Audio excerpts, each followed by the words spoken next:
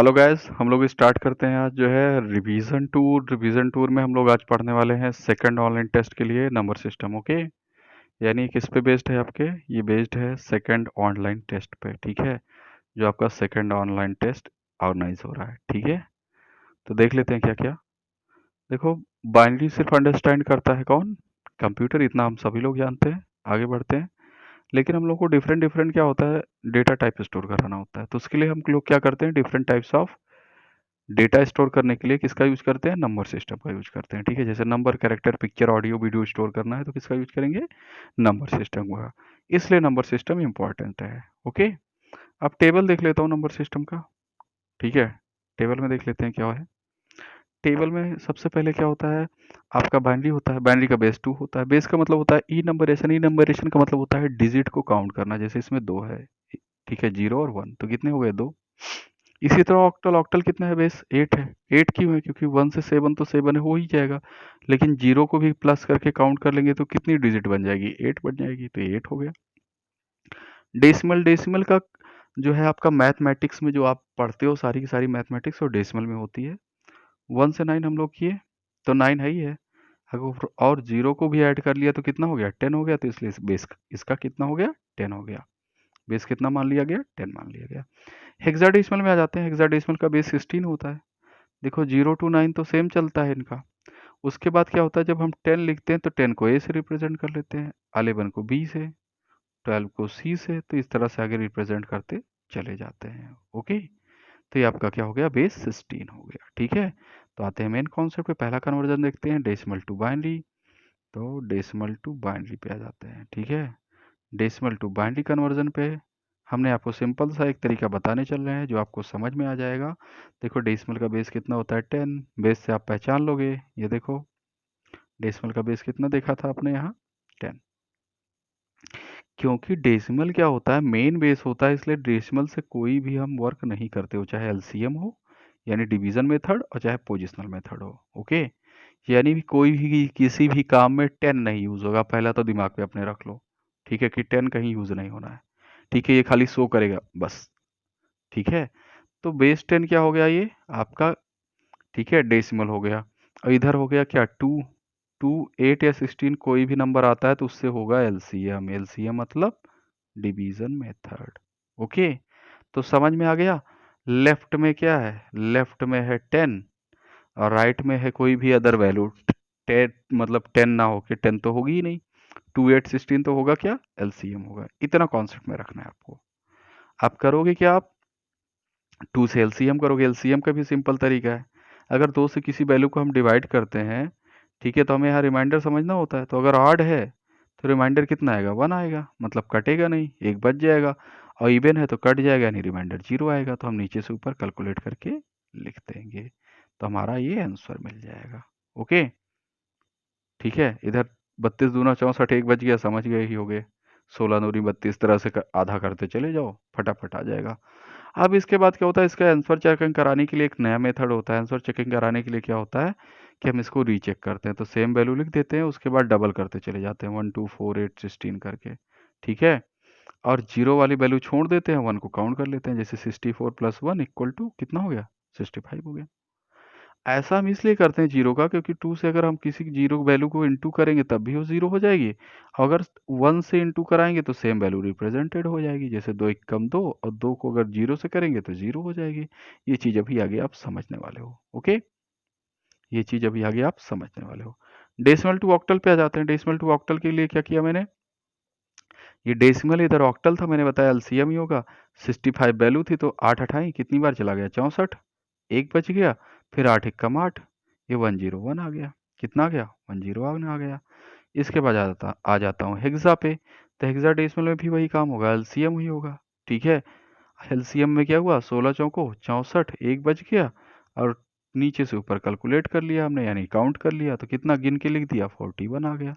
ठीक है, इसको मैं अभी चेक भी करा देता हूँ आपको कि कैसे ये सही है या गलत है। ठीक है, कैसे चेक करेंगे, इसके लिए आपको करना ये होगा कि ज़्यादा कहीं नहीं, आपको जाना होगा पहले कहाँ, कैलकुलेटर पे चले जाना है। एमआई कैलकुलेटर जाने के बाद कहाँ जाना है आपको, एमआई कैलकुलेटर पे जैसे आप पहुँचोगे उसके बाद जाओगे, ठीक है, अगले ऑप्शन पे, ये दूसरा वाला ऑप्शन जो दिख रहा है। ठीक है, या कोई भी कैलकुलेटर हो उसमें आप चेक कर सकते हो। दूसरे ऑप्शन पे जाने के बाद कहाँ जाना है, नंबर सिस्टम, सबसे लास्ट ऑप्शन, नंबर सिस्टम पे आ जा रहा हूँ। इसमें क्या था आपका, डेसिमल से किस में चेक करना था मुझे, हाँ तीनों में। तो डेसिमल मैंने एक ही वैल्यू इसे ली थी 65, हेक्सा में 41 था, ऑक्टल में कितना हो गया 101 था, 101, और बाइनरी में 1 5 टाइम्स 01, ये देखो 50 है, आप काउंट कर सकते हो, 3 इधर है 2 उधर है, ठीक है, 3 इधर 2 इधर। तो इस तरह से हो जाएगा, आप लोग चेक कर सकते हैं खुद भी कि आंसर करेक्ट है या नहीं है। ओके, अगला बाइनरी टू डेसिमल पे आ जाता हूँ। बाइनरी टू डेसिमल पे क्या सीन है, बाइनरी टू डेसिमल में क्या होता है कि जस्ट हम इसका उल्टा करेंगे और पोजिशनल मेथड यूज़ करेंगे। ठीक है, कौन सा मेथड, पोजिशनल मेथड। तो देख लेते हैं, पहले ये साल्ट ट्रिक आप देख लो जो मैंने तभी बताई थी। ये देखो 32, ये जो आपका नंबर है इसको हमने क्या किया, वही कर दिया, 1 2 4 8 डबल कराते चले गए, जीरो वाला छोड़ दिया, बाकी 1 को कैलकुलेट कर लिया। ठीक है, एक में 32 था और दूसरे में 1 था, तो 32 प्लस 1 33 आ गया। ये तो सिंपल ट्रिक हो गई। लेकिन ऐसा किया क्यों हमने, ये वाला सार ट्रिक अपनाया क्यों, इसका थोड़ा लॉन्ग ट्रिक देख लेते हैं।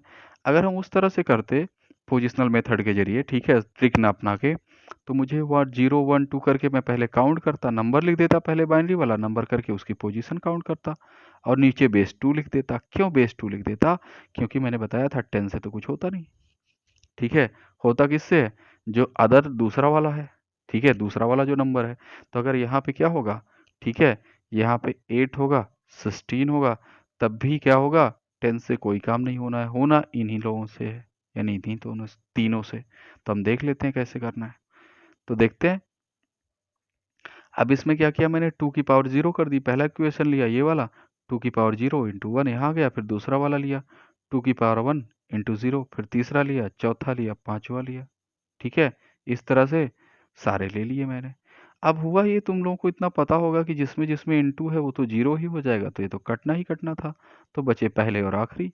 तो पहले 2 की पावर 5 का मतलब समझ ही लो, 2 दूनी 4, दूनी 8, दूनी 16, दूनी 32, तो इधर आ गया 32, और इधर 1 का 1 हो गया, तो कितना आ गया आंसर, 33 आ गया। आंसर कितना आ गया, 33 आ गया। तो इसीलिए हमने सार ट्रिक यूज किया था कि इतना ज्यादा आपको कैलकुलेट ना करना पड़े, सामान्य तरीके से करो, फट से काम हो जाए। अगला, अब बाइनरी टू ऑक्टल देखना है मुझे। तो बाइनरी टू ऑक्टल के लिए हम लोग क्या करते हैं, ठीक है, स्टार्ट करते हैं। बाइनरी टू ऑक्टल के लिए आपको 3 3 के पेयर बनाने होंगे, कितने के, 3 के पेयर, 3 के जोड़े बनाने पड़ेंगे। ठीक है, ये रूल है, 3 का पेयर बनाना पड़ेगा। 3 का पेयर भी क्यों बनाते हैं बता रहा हूँ।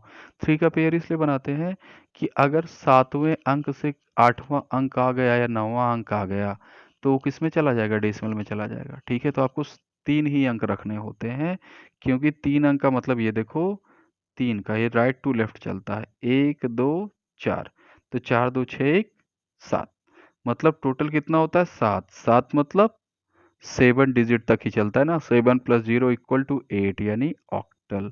अगर इससे बढ़ेगा तो किस में चला जाएगा, डेसिमल में चला जाएगा। ठीक है, इसलिए हम 3 डिजिट ही यूज करते हैं। तो फिलहाल ज़्यादा अगर ये नहीं समझ में आ रहा है तो बस इतना समझ लो कि 3 के जोड़े बनेंगे इसमें, ऑक्टल में कितने बनेंगे, 3 के जोड़े बनेंगे। तो आपको क्या करना है, राइट टू लेफ्ट कैलकुलेट करने ला है। 1 2 4 किया, पहला जोड़ा बन गया, फिर 1 2 4 किया, दूसरा जोड़ा बन गया। ठीक है, तो जीरो वाला नहीं जोड़ना है, तो पहले में 1 हो गया और दूसरे में 4 हो गया, हमने लिख दिया कितना, 41। ये अभी मैं देख लेता हूँ ये आंसर करेक्ट है या नहीं। इसी के बाद मैं आ गया इसमें, सेम नंबर लेके किस में, हेक्साडेसिमल में। हेक्साडेसिमल में 4 के जोड़े बनते हैं। 4 के जोड़े क्यों बनते हैं, इसलिए क्योंकि 8 4 12, देखो इधर, जब पोजीशन कराओगे 4 डिजिट में, तो 8 4 12 2 14 1 15, तो ये 15 तक चलता है, इसलिए क्या हुआ, ये 4 डिजिट लेता है। ठीक है, ये कितने डिजिट लेता है, 4 डिजिट लेता है। तो तुम्हें करना क्या है, बस सीधा इतना समझना है कि 4 के तुम्हें पेयर बनाने हैं। कितने के पेयर बनाने हैं, 4 के पेयर बनाने हैं, और ज़्यादा दिमाग नहीं खर्च करना है। 4 के पेयर बनाने के लिए क्या किया तुमने, 4 इधर ले लिए, अब बाकी 2 बचा, तो लेफ्ट में 2 जीरो बना बढ़ा लो। जीरो से तो कोई वैसे भी मतलब नहीं है, वही काम यहाँ नीचे किया गया। ये तीनों जीरो थे तो 1 लिख दिया, और ये तीनों क्या थे, इधर जीरो और इधर भी जीरो, तो बचा कौन सा, 2 वाला बचा, तो 2 लिख दिया, तो आ गया आंसर कितना, 21।